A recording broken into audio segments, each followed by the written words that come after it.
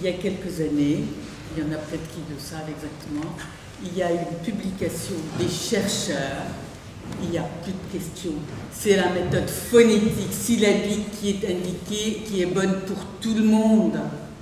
J'ai découvert la méthode de M. Castellani au travers de ma petite fille, Alice. C'est pas n'importe quelle petite fille, c'est la fille aînée de mon fils dyslexique. Cette petite fille a parlé à 2 ans, mais pendant un temps qui m'a semblé énormément long. On ne comprenait absolument pas ce qu'elle disait. D'abord, nous sommes sur un quai en Bretagne. C'est le début des vacances, au milieu des vacances de Noël. J'ai mes 2 petites filles, dont Alice, et j'explique à Alice, pour monter dans le wagon, il faut chercher la lettre F.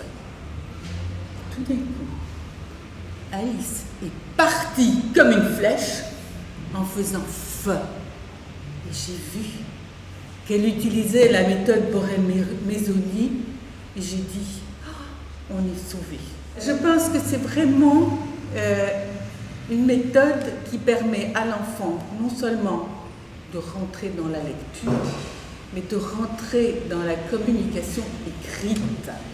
Vous savez, les scientifiques veulent connaître la dyslexie, ils veulent connaître le pourquoi de la dyslexie, trouver quel est le point faible, le maillon faible. Alors, le grand mot, c'est phonétique, c'est une difficulté du traitement phonologique de la langue.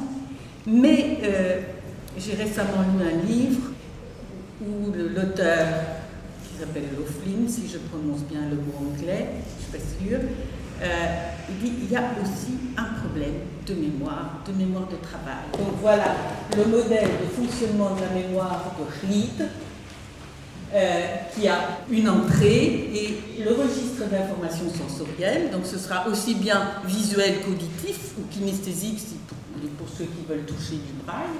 Il y a un filtre et ensuite il y a la reconnaissance des formes, une sélection qui dépend de l'attention, et l'attention c'est la motivation aussi, on fait attention, et on arrive maintenant dans la mémoire à court terme. Jusque-là, registre d'informations sensorielles et reconnaissance des formes, c'est de l'ordre du milliseconde. La mémoire à court terme est de l'ordre de la seconde, et puis se met en route la mémoire de travail. Et c'est là que résiderait le point faible. Donc l'administrateur gère les entrées. Il met d'un côté, et c'est sur la droite, tout ce qui est visio-spatial, et il va stocker des images, des relations spatiales, des objets.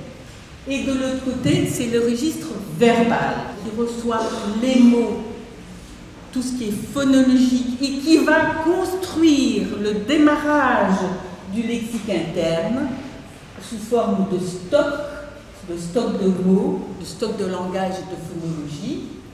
Ce stock doit être réalimenté constamment par un processus de contrôle articulatoire, une boucle de récapitulation. C'est bien difficile. Eh bien, cette boucle, c'est là que siégerait le point faible. Toutes ces informations, ce stock, va être transféré en mémoire à long terme.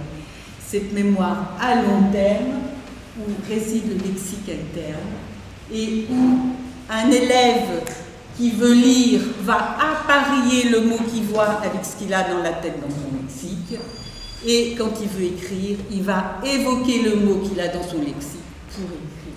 Papier ardoise, crayon couleur, craie, livre audio, expression écrite, matériel à manipuler. Et vous savez que depuis longtemps, tous les spécialistes qui s'occupent en particulier des dys insistent sur l'apport multisensoriel.